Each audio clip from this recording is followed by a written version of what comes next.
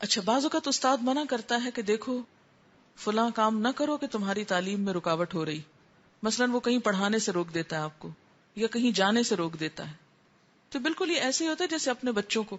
کیا آپ اپنے بچوں کو گھر میں روکتے نہیں کہ تم فلاں جگہ نہیں جا سکتے تاکہ صبح اٹھنے میں تمہیں دقت نہ ہو؟ جب بچوں کے اچھے نمبر نہیں آتے تو آپ کیا کہتے؟ ٹی وی بند، پارٹیز بند، فلاں چیز بند. کیا آپ ان پہ ظلم کرنے کے لیے کہتے ہیں؟ کیوں روکتے ہیں مختلف چیزوں سے؟ تاکہ وہ اس پر کنسنٹریٹ کریں. جب ہم آپ سے یہ کہتے ہیں کہ چھٹی نہیں، مت جاؤ فلاں شادی پہ، یا مت کرو یہ کام اور اس پر توجہ دو اور پہلے سیکھ لو پھر کچھ اور کرو، تو یہ کسی بری نیت سے نہیں ہوتا، برے جذبے سے نہیں ہوتا. یہ اسی لیے ہوتا ہے تاکہ آپ پوری طرح ڈپ کریں اور صحیح فائدہ اٹھائیں. کیونکہ ایک استاد کی مجلس میں بیٹھ کر چھوٹی چھوٹی بات سیکھنے سے بھی انسان جو کچھ جمع کرتا ہے، بعض اوقات ایک چھوٹی سی بات پوری زندگی تک انسان کے ساتھ چلتی اور بلکہ زندگی کی پرسنالٹی کا ایک حصہ بن جاتی، اور وہ بات اسی دن ہوتی پھر دوبارہ نہیں ہوتی. اسی طرح اگر استاد کسی غیر معقول اور غیر مفید سوال پر ناراضگی کا اظہار کرے تو برداشت کرنا چاہیے، فوراً اپنی گستاخی پر اظہار ندامت ہونی چاہیے. ایک شخص نے آپ صلی اللہ علیہ وسلم سے سوال کیا کس سے گری پڑی چیز کے بارے میں.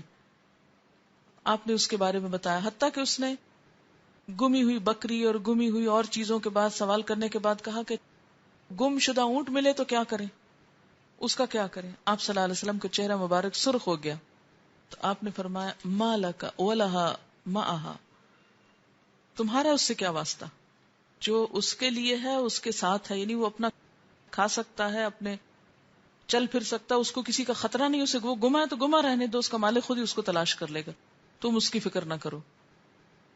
ہوا کیا کہ حضرت عمر رضی اللہ تعالیٰ عنہ نے جب دیکھا کہ حضور کا چہرہ سرخ ہو گیا ہے تو فوراً کہنے لگے ردینا باللہ ربا وبالاسلام دینا وبمحمد النبی. فوراً ایسے الفاظ بولے تاکہ آپ کے غصے کو ٹھنڈا کیا جائے. اسی طرح اگر اوقات اور حالات اجازت دیتے ہوں تو استاد کے ساتھ ساتھ رہا جائے. یعنی اگر اوقات اجازت دیتے ہوں، یعنی بعض لوگوں کا حال یہ ہوتا ہے نا کہ وہ ایسی تعویلیں تلاش کر کے استاد کو شکل تک نہیں دکھاتے، تو ایسے میں جتنا استاد سے دوری ہوتی ہے نا اتنی علم سے دوری ہوتی ہے. تو اگر کچھ لوگوں کو یہ توفیق ہو کہ اپنے اوقات میں سے کچھ وقت نکال کر استاد کی کمپنی میں رہ سکے تو کمپنی میں رہ کر بھی سیکھنا چاہیے. حضرت ابو ہریرہ کے بارے میں آتا ہے کہ کان یلزمہ صلی اللہ علیہ وسلم، ہر وقت چمٹے رہتے تھے آپ کے ساتھ، بس ان اوقات میں آپ سے الگ ہوتے جب آپ گھر میں اندر چلے جاتے تھے، باقی سب وقت میں. اسی لیے بعد میں جب وہ حدیث بیان کرتے تو حضرت عائشہ بعض اوقات تم سے خفا اٹھتی، تم نے یہ کہاں سن لیا تھا. یہ واقعات شاید آپ نے پڑھا بھی حضرت ابو ہریرہ کے بارے میں کہ سب سے زیادہ احادیث بیان کی ہیں. اس کی وجہ کیا تھی کہ سب سے زیادہ ساتھ رہے تھے. اس کا یہ مطلب نہیں کہ جب آپ کے پاس وقت ہے اور استاد کے پاس نہیں تو آپ استاد سے کہیں اپنے کام چھوڑیں اور آ جائیں ہمارے پاس. یہ نہیں ہے اس کا مطلب.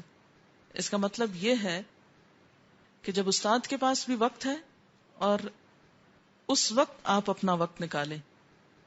اگر حالات اور اوقات اجازت دیتے ہوں، اور یہ سب کے لیے ممکن نہیں ہوتا، اٹس ویری نیچرل کہ انسان تمنا بھی کرے تو ممکن نہیں ہوتا، لیکن جب ممکن ہو.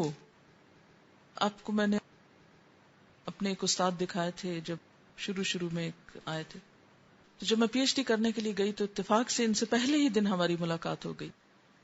اور پھر کیا ہوتا تھا کہ ہمیں تھوڑی سی چھٹی ملتی، تھوڑا سا وقت ملتا. تو مانچسٹر 3-3.5 گھنٹے کی ڈرائیو پر ہے، بلکہ زیادہ ہی ہو جاتے تھے، اور وہاں جانے میں بھی اچھے خاصے ٹکٹ، اور ایک طالب علم کے لیے بار بار ٹکٹس افورڈ کرنا بھی کافی مشکل کام ہوتا ہے. لیکن ہمارا حال یہ ہوتا تھا کہ جب تھوڑی سی بھی فراغت ہوئی فوراً ہم اجازت مانگتے تھے اور پہنچ جاتے تھے.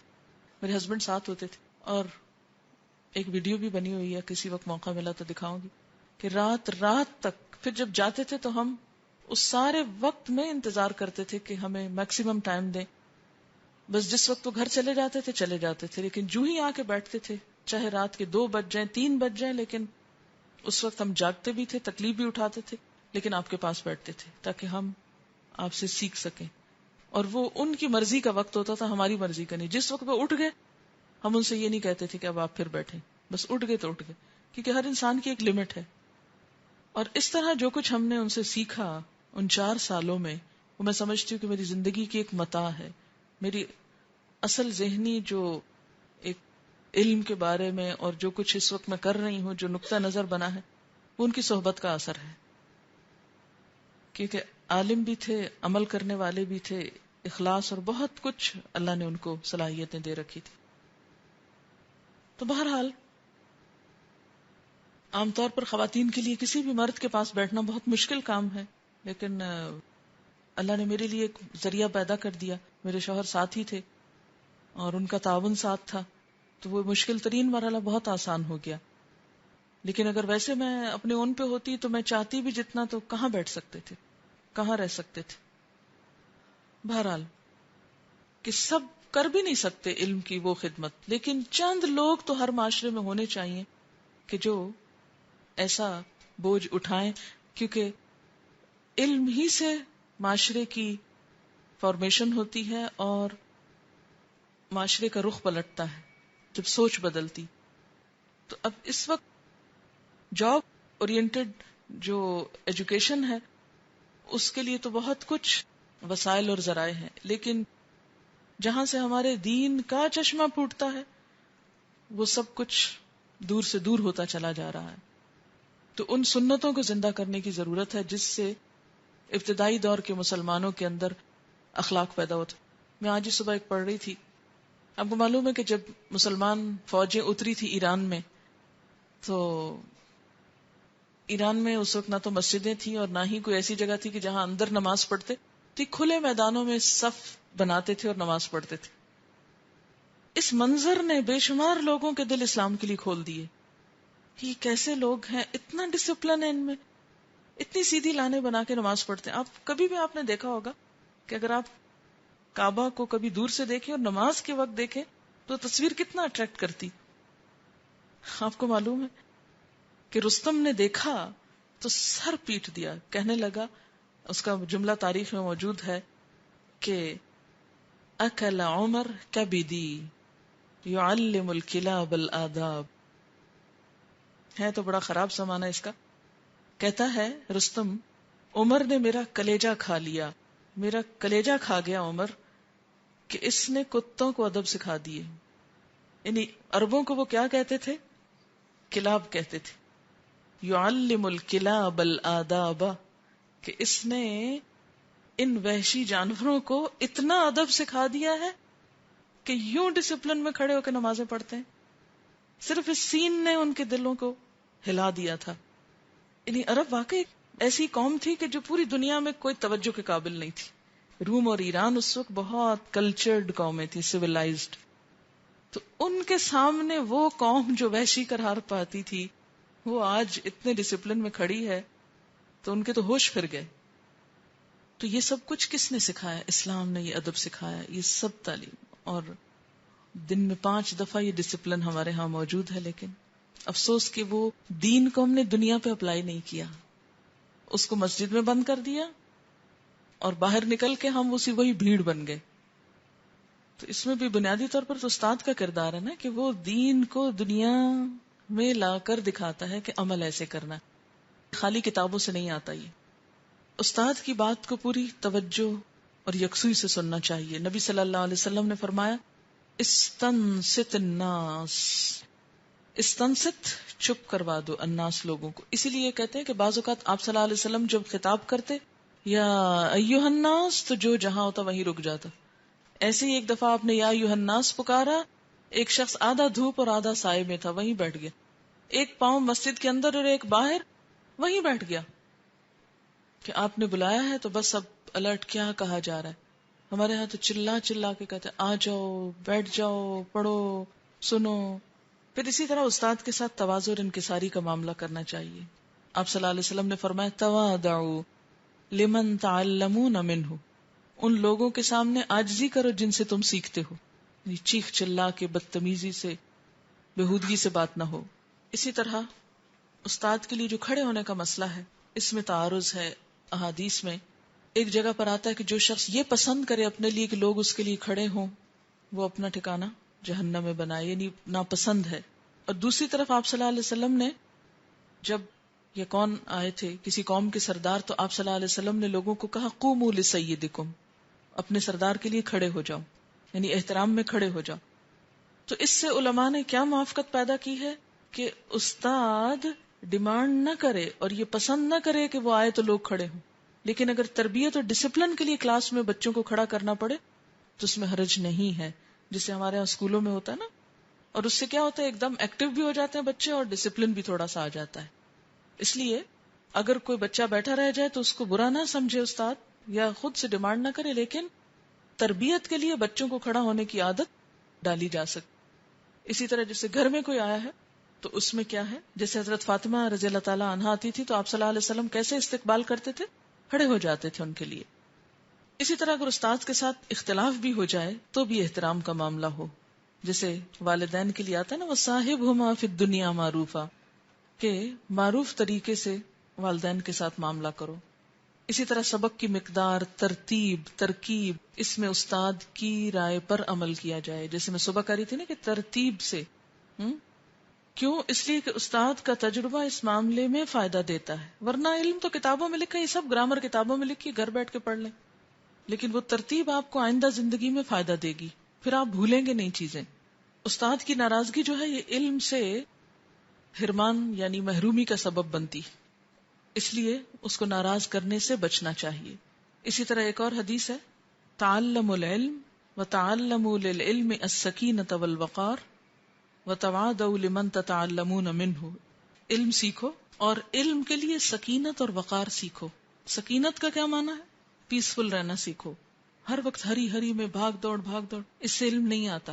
اور وقار سیکھو، اور جن سے تم سیکھتے ہو ان کے لیے تواضع اختیار کرو. اور تواضع 3-4 چیزوں میں ہوتی ہے، ایک تو رویے میں، گفتگو میں، بات کرنے میں، اور اسی طرح کوئی بھی معاملہ کرنے میں. اس واقعے کو سورت کے مرکزی مضمون یعنی مادہ پرستی کے پرسپیکٹو میں کس طرح دیکھا جائے گا؟ مادہ یا مٹیریل ہے کیا چیز؟ کیسے ڈیفائن کریں گے اس کو؟ وہ چیز جو آپ کے 5 سینسز میں آ جائے، یہی ہے نا مادہ. وہ چیز جو چھو سکیں، جو دیکھ سکیں، جو سونگھ سکیں، جو چکھ سکیں، جو سن سکیں، ٹھیک. اور جو اس کے پیچھے ہے، اس کے بیونڈ ہے، اس کو نہیں مانا جاتا. مادہ پرستی ان ادر ورڈز ظاہر پرستی ہے، ٹھیک ہے. یعنی ہم کس سے اٹریکٹ ہوتے ہیں؟ جو کچھ ہمیں نظر آتا ہے. ہم کس چیز پہ خوش ہوتے ہیں؟ جو ظاہر میں ہم کو اچھی لگتی. اور حدیث بڑی ریلیونٹ ہے کہ ان اللہ لا ينظر الى صورکم واموالکم ولکن ينظر الى قلوبکم واعمالکم. اللہ بھی ہڈن چیز دیکھتا ہے، ظاہریت نہیں دیکھتا. اور اس قصے میں بھی کیا ہے کہ بتایا یہ گیا ہے دراصل چیزیں اپرنٹلی جو نظر آتی ہیں وہ ویسی نہیں ہوتی حقیقت میں. یعنی صرف ظاہر سے دھوکہ مت کھاؤ. تو یہاں یہی تو خضر علیہ السلام کو لا کے سمجھایا گیا کہ دیکھو جو واقعات دیکھنے میں کچھ نظر آ رہے تھے وہ اندر سے کچھ اور تھے. اچھا، مادہ پرستی دوسرے لفظوں میں ہم جیسے ظاہر پرستی کہا، اس کے لیے ایک اور لفظ استعمال کر سکتے ہیں، دنیا پرستی، دنیا کی محبت. یعنی یہ ریلیونٹ لفظ ہے نا، ایک دوسرے کے ساتھ ایک دوسرے کو جنم دیتا ہے. مادہ پرستی کا نتیجہ کیا ہوتا ہے؟ ظاہر پرستی اور دنیا پرستی. دنیا سے محبت ہوتی ہے انسان کو، لہٰذا جب دنیا ملتی ہے تو انسان خوش ہوتا ہے، جب دنیا جاتی ہے تو انسان ناراض ہوتا ہے. دین ہمیں کیا سکھاتا ہے اس کے برعکس؟ آپ کو معلوم ہے نا کہ اس وقت مٹیریلزم جو ہے اسلام کے اپوزٹ ہے. مٹیریلزم کے اپنے ویلیوز ہیں اور اسلام کے اپنے ویلیوز ہیں. مادہ پرست لوگ جب کوئی چیز مادی ان کو حاصل ہوتی ہے تو خوش ہوتے ہیں، وہ مادی جاتی ہے ہاتھ سے تو وہ ناراض ہوتے ہیں یا ڈپریشن کا شکار ہو جاتے ہیں یا غمگین ہو جاتے ہیں. جبکہ اللہ پر ایمان لانے والے، اللہ تعالیٰ مادہ سے بیونڈ ہے نا، ہمارے ظاہری نظر سے لا تدرکہ الابصار، تو اس سے پیچھے ہے. اب اس کی جو تعلیمات ہیں وہ بھی اسی کیٹیگری سے تعلق رکھتی ہیں کہ کسی بھی چیز کے ملنے پہ نہ بہت پھولو اور نہ کسی چیز کے جانے پہ بہت غمگین ہو، بلکہ اعتدال میں رہو کہ جو نظر آتا ہے ضروری نہیں کہ حقیقت بھی وہی ہو اس چیز کی. اسی لیے شروع سے میں 2 چیزوں پہ بہت سٹریس کر رہی ہوں آپ کے ساتھ کہ صبر اور شکر یہ دین کی 2 بنیادیں ہیں. کہ نہیں ملا تو صبر، کچھ مل گیا تو شکر. نہ ملنے پہ بگڑنا ہے اور نہ جانے پہ مایوس ہونا ہے. اسی لیے بندہ مومن کی زندگی میں مایوسی نہیں ہوتی. اور علم بھی صرف وہ نہیں جو مادی چیزوں کا ہے، ظاہری چیزوں کا، بلکہ علم کی ایک دوسری دنیا کون سی ہے؟ دوسرا حصہ کیا ہے علم کا؟ روح سے متعلق، نظر نہ آنے والی چیزوں کا علم. تو ہماری موجودہ دور کی جو تعلیم ہے سیکولر، وہ کس کے بارے میں ہے؟ صرف مادی خوشیوں کے حصول کے لیے. اچھا، بالکل ہمارے جسم کے اندر ہم بحیثیت انسان ہم ان 2 چیزوں میں ڈیوائیڈ ہو جاتے ہیں. ایک ہمارا جسم ہے جو مٹیریل ہے، جو نظر آتا ہے، اور دوسرا کیا ہے؟ ہماری روح. نظر آتی ہے کسی کی روح کسی کو؟ اس کو آپ ڈیفائن ہی نہیں ابھی تک کر پائے.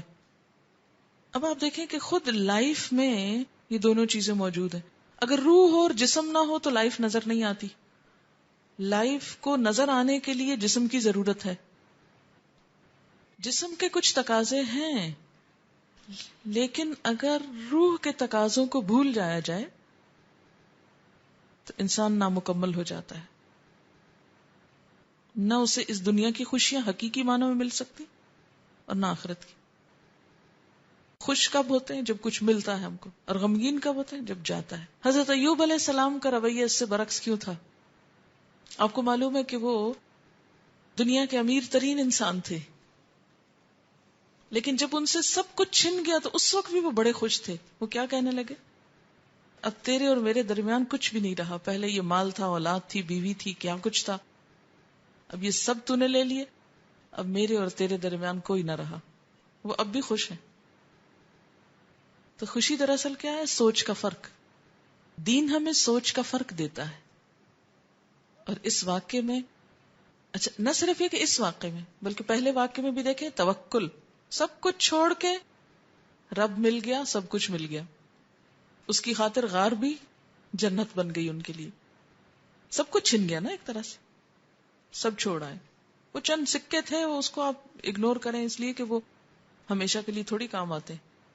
وہ تو ایک احتیاطاً انسان تھوڑا سا وہ اٹھا لیتا ہے، ورنہ وہ ان پہ بھروسہ کر کے وہ نہیں نکلے تھے کہ یہ سکے ہیں ہمارے پاس. ورنہ وہ یہ کہتے کہ وہ ہمارے پاس سکے ہیں، ہم ان پر بھروسہ کر کے اپنی قوم کو چھوڑ رہے ہیں. انہوں نے یہ نہیں کہا. دوسرے واقعے میں جب اس نے دنیاوی مال و متاع کو سب کچھ سمجھا تو کیا کہا بالآخر؟ یا لیتنی لم اشرک بربی احدا. کاش میں اپنے رب کے ساتھ کسی کو شریک نہ کرتا. اور یہ شرک کہاں ہو رہا تھا؟ دولت میں، مال و دولت میں. باغ جو ظاہریت میں جو کچھ نظر آ رہا تھا اس پہ بھروسہ ہو رہا تھا. اور یہاں بھی ظاہریت اور ظاہر آنے والی چیز اور نہ آنے والی چیز کے درمیان کمپیرزن ہے. یعنی ظاہر میں جو کچھ ہمیں جو کچھ دیا گیا ہے یہ اصل میں تو اس کے بہترین استعمال کے لیے کہ کل کو پھر اس سے بہتر پائیں. اور آپ دیکھیں کہ انسان کی کون سی خواہش ایسی ہے نا کہ پھر وہ وہاں جا کے پوری نہ ہوگی. لیکن مادہ پرستوں نے اپنی ہر خواہش دنیا میں پوری کرنے کی کوشش کی. لیکن ہر انسان کے اندر انہونی خواہشات موجود ہیں جو دنیا میں نہیں پوری ہوتی، لیکن کل اللہ تعالیٰ نے ہر چیز پوری کرنے کا وعدہ کر رکھا ہے. اور یہ اس وقت ہو سکتا ہے جب آپ اس مادی دنیا سے اوپر اٹھ کے سوچیں، یا اس کو قربان کر سکیں، اس کو دے سکیں. اگر ہم اپنا جسم اللہ کے راستے میں نہیں دے سکتے نا تو اس خوشی تک نہیں پہنچ سکتے. اچھا خوشی کہاں ہوتی ہے؟ یا اوپر ہوتی ہے کہ یا اندر ہوتی ہے؟ خوشی کہاں ہوتی ہے؟ روح میں ہوتی ہے نا. مثلا کھانا دیکھ کر یا کھا کر آپ خوش ہوتے ہیں، تو کھانا جس چیز کا نام ہے اس کے اندر تو کہیں خوشی نہیں ہے نا. تو روح کے احساس کا نام ہے خوشی. موسیٰ علیہ السلام حالانکہ ایک پیغمبر ہے، لیکن جو ہی انہیں پتا چلتا ہے کہ ایک شخص مجھ سے زیادہ علم رکھتا ہے تو وہ سب کچھ چھوڑ کر چل نکلتے ہیں. اور اتنا پیدل سفر کرتے ہیں، اور کیا کہتے ہیں؟ او امدیا حقبا، او امدیا حقبا، یا چلتا ہی جاؤں گا، چلتا ہی رہوں گا. یہ کہنا کہ چلتا ہی رہوں گا، یہ ان کے پوری شخصیت کی عکاس ہے نا. یہ بات چلتا ہی رہوں گا جب تک کہ منزل نہ مل جائے. علم کے راستے کا سفر چلتا ہی رہوں گا.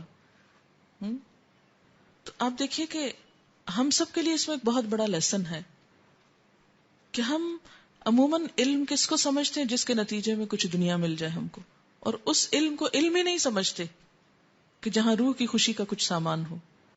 جہاں پر مادی طور پہ سب کچھ موجود ہے، وہاں آپ دیکھیں گے روحانی خوشیاں بہت کم ہیں مادہ پرست دنیا میں. اسی لیے آپ دیکھیں کہ وہ ایک چیز کے بعد ایک کو ٹرائی کرتے ہیں، ایک کے بعد ایک، ایک کو بعد ایک. اچھا، آپ نے کبھی غور کیا ہوگا کہ اگر آپ ڈفرینٹ قسم کے بہت کھانے کھا لیں تو آپ کی زبان کیسی ہو جاتی ہے؟ ایسے لگتا ہے ٹیسٹ لیس ہو گئی ہے جیسے. اچھا، آپ نے دیکھا ہوگا بچپن میں عید کی کتنی خوشی ہوتی تھی، اب کیوں نہیں ہوتی؟ اس لیے کہ ہم نے ہر روز عید بنا لی، سارا سال ہی عید چل رہی ہوتی، تو عید کے دن کاہے کی خوشی ہو. پہلے لوگ سارا سال کام کرتے تھے، عید کے دن خوش ہوتے تھے. ہم ہر دن عید ہے اور ہر رات شب رات ہے، تو اس دن کی خوشی کیا خوشی ہو. اسی طرح جو لوگ دنیا میں بہت کھو گئے، ان کے لیے آخرت کے لیے سوچنے کا وقت ہی نہیں، اور وہاں کی خوشیاں پانے کے لیے کوئی دھیان ہی نہیں. مادہ کی ایکسس کا نقصان یہ ہوتا ہے کہ انسان سے خوشی کا احساس بھی چھن جاتا ہے. یعنی ایک پیغمبر کے اندر یہ چیز کوٹ کوٹ کے بھری ہوئی ہے نا کہ وہ کسی غلط چیز کو دیکھ کے برداشت کر ہی نہیں سکتا، اسی لیے بار بار وہ بھول جاتے ہیں اور وہ اپنی اصلیت پہ آ جاتے ہیں. یہ ان کی اصلیت تھی نا کہ وہ ہمیشہ منکر سے روکنے والے، اس لیے یہ کوالٹی ان کی وہاں بھی ایک دم چھا جاتی، پھر بھول جاتے ہیں، پھر بھول جاتے ہیں. خوشی کا تعلق روح سے ہے، لیکن اب موجودہ دور میں خوشی کے لیے لفظ فن یا مزہ، یہ چیزیں استعمال ہونے لگی. حالانکہ صرف ظاہری مزہ جو ہے کسی چیز کا، وہ کوئی پرماننٹ اور حقیقی خوشی نہیں دے سکتا. یہ جو دوسرا واقعہ ہے، اس میں آپ دیکھیے کہ ایک شخص ہے جس کے پاس کوئی باغ نہیں، کچھ نہیں، پھر بھی وہ مطمئن ہے اور کہتے ہیں ہو سکتا ہے میرا رب مجھے اس سے بہتر دے دے. اور جس کے پاس سب کچھ ہے، وہ وقتی طور پر ڈینگے مار رہا ہے، لیکن جب اس سے چلا جاتا ہے تو وہ ایک دم مایوس ہو جاتا ہے، ہاتھ ملتا رہ جاتا ہے. ایک نان مسلم کپل تھا، تو ایک روز شوہر گھر میں آیا تو بیوی نے کہا کہ میں مسلمان ہونے لگی ہوں. اس نے کہا کیوں؟ اس نے کہا میرے گھر میں جو ماسی ہے اس کے پاس کچھ نہیں، لیکن میں جب اس سے پوچھتی ہوں اس کا حال تو وہ کہتی ہے کہ میں بالکل ٹھیک ہوں، میں خوش ہوں، اور میرے پاس سب کچھ ہے لیکن مجھے اطمینان نہیں. تو اس کا مطلب ہے کہ اس کے دین میں ہی کچھ ایسی چیز ہے کہ جس کی وجہ سے اس کے پاس کچھ نہ ہونے کے باوجود اطمینان ہے، اور میرے پاس سب کچھ ہو کر بھی سکون نہیں. دونوں واقعات میں اپنے مقصد پر ڈٹے رہنا نظر آتا ہے. پہلا واقعہ، کھانا لینے بھیجا، سخت بھوک لگی تھی مگر اپنا اصل مقصد نہ بھولے کہ دوسرے لوگوں پر عیاں نہ ہو جائیں، ایمان کو نقصان نہ ہو، اس کا اہتمام کیا. دوسرے واقعے میں بھی حضرت موسیٰ کو سخت بھوک لگی، کھانا مانگا، مگر جب اصل مقصد سے دوری پائی اور مچھلی نکل جانے کا پتہ چلا تو سب بھوک بھول گئے اور فوراً اپنے مقصد کی طرف نکل پڑے. ایک حقیقت ہے کہ جب انسان کے سامنے مقصد ہوتا ہے تو پھر بھوک جو ہے وہ بھول جاتی، لیکن جب مقصد نہیں ہوتا تو سوائے کھانے کے کچھ یاد نہیں ہوتا. آج کل کا شاگرد جب ایک علمی محفل میں بیٹھتا ہے تو اتنا شور و غل کرتا ہے کہ استاد کے احترام اور علم کے احترام کو بھول جاتا ہے. جب استاد سے سوال کرتے ہیں اور جواب مرضی کے مطابق نہ ہو تو اس کا اپنے ساتھیوں کے ساتھ مل کر مذاق اڑاتے ہیں، اور ان کا رویہ ایک مقابلے کا سا رویہ ہوتا ہے کہ دیکھا ہم نے پوچھا تھا اور جواب نہیں آیا. سفیان ثوری کی محفل میں جب ایک نوجوان بڑھ چڑھ کر بولنے لگا اور اپنے آپ کو اہمیت دینے لگا ان لوگوں کے مقابلے میں جو اس سے علم میں اور عمر میں بڑے تھے، تو سفیان ثوری نے کہا کہ ہمارے اسلاف میں تو کوئی ایسا نہ تھا کہ وہ علم کی مجلس میں اس طرح بحث کرے. انہوں نے کہا کہ ہمارے اسلاف میں کسی سے بحث مباحثہ نہ کیا جب تک 30 سال تک علم حاصل نہ کر لیا، لیکن تم لوگ ہو کہ اپنے آپ کو ان لوگوں سے بڑا ظاہر کرتے ہو جو تم سے عمر میں اور علم میں بڑے ہیں، ان میں نہ تو کوئی لیڈرشپ کا دعویٰ کرتا اور نہ کسی محفل کے سربراہ کے طور پر بیٹھتا جب تک علم حاصل نہ کر لیتا۔ اس چیز کے بارے میں یہ کہہ کر انہوں نے اس سے کہا کہ میاں یہاں سے اٹھ جاؤ، اور میں تمہیں اپنی اس مجلس میں دیکھنا بھی نہیں چاہتا۔ تو انہوں نے ظلم نہیں کیا اس شخص کو مجلس سے نکال کر۔ بسا اوقات ایک شخص کا ایسا رویہ باقی سب کو بھی بد اخلاق کر دیتا ہے۔ ابھی بات ہو رہی تھی نا مادہ پرستی اور اس کی، تو آپ دیکھیں گے کہ مادہ پرستی کی تعلیم میں اور دین کی تعلیم کے طریقے میں بھی بہت بڑا فرق ہے۔ جہاں مادیت کی تعلیم ہے وہاں استاد اور شاگرد کا رشتہ بہت کمزور ہے، اور جہاں روحانیت کی تعلیم ہوتی ہے وہاں استاد اور شاگرد کا رشتہ بہت مضبوط ہوتا ہے، روح کا رشتہ بن جاتا ہے۔ مادی تعلیم میں، دنیا کی تعلیم میں استاد اور شاگرد کا رشتہ کس طرح ہوتا ہے؟ جیسے ایک آجر اور مزدور کا۔ آجر مزدور سے مراد کیا ہے؟ کہ جیسے آپ پے کر رہے ہیں اور کچھ خرید رہے ہیں، آپ فیس دے رہے ہیں، آپ پیسے دے رہے ہیں اور آپ دوسرے سے علم خرید رہے ہیں۔ مجھے اچھی طرح یاد ہے کہ گلاسگو یونیورسٹی میں ایک دن کلاس سسٹم پہ کچھ بات ہو رہی تھی، تو انہوں نے کہا کہ ہم جو ٹیچرز ہیں ہم اس کلاس سے تعلق رکھتے ہیں جیسے ڈرائیورز ہیں، جیسے یہ ہیں۔ میں ایک دم حیرت میں ڈوب گئی کہ انہوں نے کیا کہا کہ ٹیچرز اور ڈرائیورز کی ایک کیٹیگری یا ایک کلاس؟ تو پھر مجھے سمجھ میں آیا کہ ان کا مقصد یہ ہے کہ تنخواہ کے اعتبار سے یا معاشرے میں سٹیٹس کے اعتبار سے یہ لوگ شاید ایک لیول کے ہیں، یا جو ان سے جیسے وہ تنخواہ لے کے گاڑی چلا رہے ہیں تو یہ تنخواہ لے کے اسٹوڈنٹس کو پڑھا رہے ہیں۔ لیکن میرے لیے یہ بات بہت حیرت کی تھی کہ انہوں نے، مجھے آگے تو یاد ہی کچھ نہ رہا لیکن ڈرائیورز کا لفظ مجھے آج تک نہیں بھولا۔ انہوں نے کہا کہ مختلف کلاسز کو ڈیفائن کر رہے تھے کہ اس کلاس میں یہ اور یہ لوگ فال کرتے ہیں، اس کلاس میں یہ، اور اس کلاس میں یہ، اور جس کلاس میں انہوں نے ٹیچرز کو رکھا اسی میں ڈرائیورز کو بھی رکھا۔ تو بات یہ ہے کہ اسلام میں تو استاد کا مرتبہ، اور خواہ وہ دنیا کا علم سکھانے والا ہی کیوں نہ ہو، ضروری نہیں کہ کوئی دین پڑھانے والا استاد ہو تو اس کی عزت ہو، اور جو دنیا کا کوئی تعلیم دینے والا ہو تو اس کی عزت نہ کی جائے۔ نہیں، حضرت علی رضی اللہ تعالیٰ عنہ کا قول ہے نا کہ جس نے مجھے ایک لفظ سکھایا میں اس کا غلام ہو گیا، وہ مجھے جہاں چاہے بیچ ڈالے۔ یعنی اتنا حق ہے استاد کا۔ اگر آپ کبھی کسی بھی ہائی اسکول میں کسی ترقی یافتہ ملک کے چلے جائیں اور بچوں کو استاد سے بات کرتے اور اس سے معاملہ کرتے دیکھیں تو سر جھکائے بغیر نہ رہ سکیں، کیونکہ وہاں ادب، عزت، احترام نام کی کوئی چیز نہیں۔ وہ ایسے ہی جیسے آپ کے سروینٹس ہوں، آپ فیس دے رہے ہیں، وہ آپ کی خدمت کر رہے ہیں۔ جیسے ایک آیا آپ کو پالتی ہے، ایسے ہی ایک استاد بھی آپ کو کچھ سکھا رہا ہے۔ تو اس قصے میں خاص طور پر جو استاد اور شاگرد کا ریلیشن شپ قرآن کے اندر آتا ہے، خاص طور پر اس واقعے کے نسبت سے آتا ہے۔ ایک عملی نمونہ، یوں لگتا ہے جیسے ایک تصویر کشی کی گئی کہ ایک استاد ایک شاگرد، وہ اس کے ساتھ کیسے گفتگو کر رہا ہے، کیسے اس کے ساتھ جا رہا ہے، کس طرح اس کی ساتھ معاملہ کرتا ہے، ولا آسی لکا امرا، اور یہ تمام چیزیں یہ ہمارے ہاں عموماً دوسری ایجوکیشن میں نہیں ملتی۔ مادہ پرستی نے استاد شاگرد کے رشتے کو بھی مادیت پر مبنی رکھا ہے۔ جس کے پاس جتنے پیسے وہ ویسا استاد لے لے، اگر آپ زیادہ پیسے دے سکتے ہیں تو زیادہ اچھی ٹیوشن مل جائے گی، اور اگر آپ کے پاس پیسے کم ہیں تو آپ کے لیے استاد بھی معمولی درجے کا ہے۔ اسلامی نظام تعلیم میں ایسی کوئی چیز نہیں رہی۔ وہاں ہر بہترین استاد قوم کے ادنا سے ادنا فرد کے لیے بھی اویلیبل ہے، اور ان ملکوں میں تو پھر بھی پرائمری ایجوکیشن فری ہے، یا اور ٹھیک ہے وہاں بھی فرق ہے پرائیویٹ سکولز کا اور گورنمنٹ سکولز کا، لیکن ہمارے ہاں یہ فرق کچھ بہت ہی زیادہ ہو گیا ہے۔ مسلمان معاشرے کے اندر ایسی چیزوں کی پیداوار ایک تکلیف دہ امر ہے۔ آج کتنے ہی بچے ایسے ہیں جو بہت ٹیلنٹڈ ہیں لیکن ان کے پاس اچھا اسکول، اچھا استاد نہیں ہے۔ کیونکہ اچھے استاد تک ایکسس بہت مشکل ہو گئی. ہندوستان میں جب انگریزی تعلیم کا دور ابھی شروع نہیں ہوا تھا، صرف مدارس ہی ہوتے تھے یا مکتب ہوتے تھے جس میں ہندوز بھی پڑھتے تھے، آ کے صرف مسلم ہی نہیں، وہ بھی اپنی پرائمری ایجوکیشن وہیں سے شروع کرتے تھے. تو آپ دیکھیں گے کہ اس میں اعلیٰ ترین استاد ہر شخص کے لیے اویلیبل ہے، تعلیم مفت ہے، کوئی فیس کا تصور نہیں، ہر شخص پڑھ سکتا ہے. اور اس میں پھر پڑھتا کون تھا؟ جو شوق رکھتا تھا وہی آگے بڑھتا تھا، اور یوں ٹیلنٹ خود بخود پروموٹ ہوتا چلا جاتا.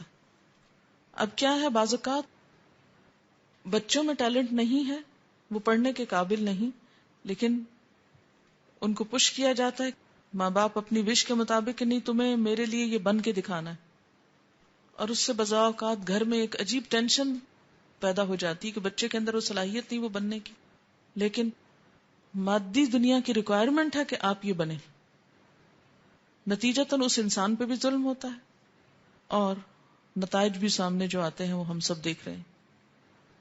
کیا وجہ ہے کہ آج سے 100 سال پہلے مسلمانوں کے اندر بہت زیادہ علماء تھے، اب وہ ریشو ایک دم بہت کم خال خال نظر آتا ہے، گنے چنے علماء نظر آتے ہیں. ایسا کیوں ہوا؟ اس لیے کہ علم ہر شخص کی پہنچ سے باہر ہو گیا.